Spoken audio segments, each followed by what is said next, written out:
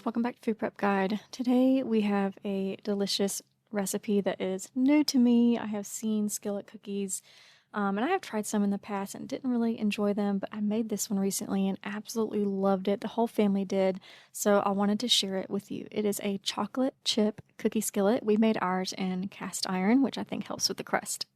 Okay, so to start, we're going to melt 12 tablespoons of butter. That's 1.5 sticks of butter. Melt it and then let it cool to room temperature. Then I use my stand mixer just to make this easy, but you certainly don't have to. We need 1 cup of light brown sugar. I have stopped buying brown sugar a while ago, and I just started making my own with molasses.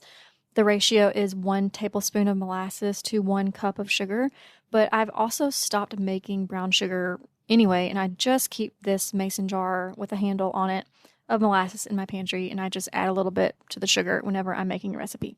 But we need 1 cup of light brown sugar and half a cup of granulated sugar.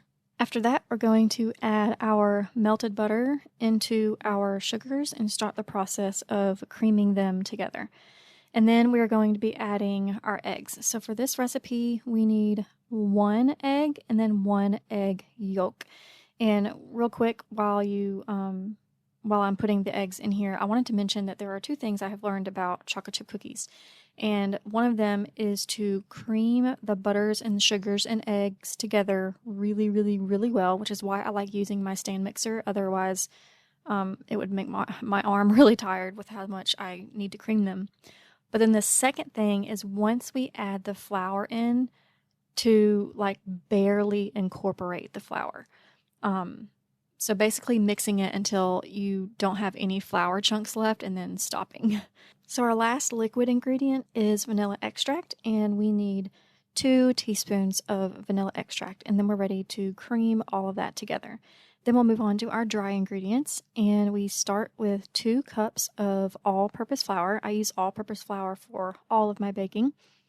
And then we need baking soda and salt. So we need half a teaspoon of baking soda and half a teaspoon of salt. Our family uses and loves Redmond's real salt.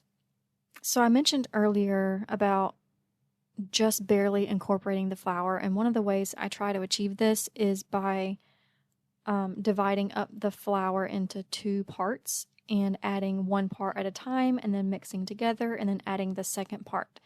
And I feel like that helps me keep an eye better on making sure that I can stop the mixer right when the flour is incorporated. And this makes the cookies just a lot lighter and chewier and not like cakey. I don't know about y'all. I do not like cakey cookies. Nobody in my family does. We prefer them fudgy. So the other key is folding in the chocolate chips and not using the mixer for that. So I guess that's 3 things I've learned about making cookies over the years, is just folding in the chocolate chips. I never measure, but I would guesstimate probably 1.5 cups of chocolate chips. We do typically tend to stick to semi-sweet, but we also love dark chocolate chips too. I bet that would be really good in this recipe as well. So I mentioned earlier that we use a cast iron skillet. This is a 10-inch cast iron skillet, and I just butter it up really well and then start adding the dough to the skillet.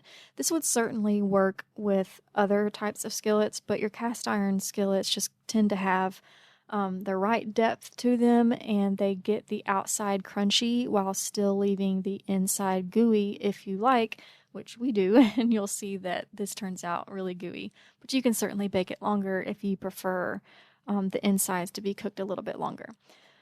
But we are going to have the oven preheated to 325 degrees Fahrenheit already, and then we put the cookie in and let it bake for about 34 to 35 minutes.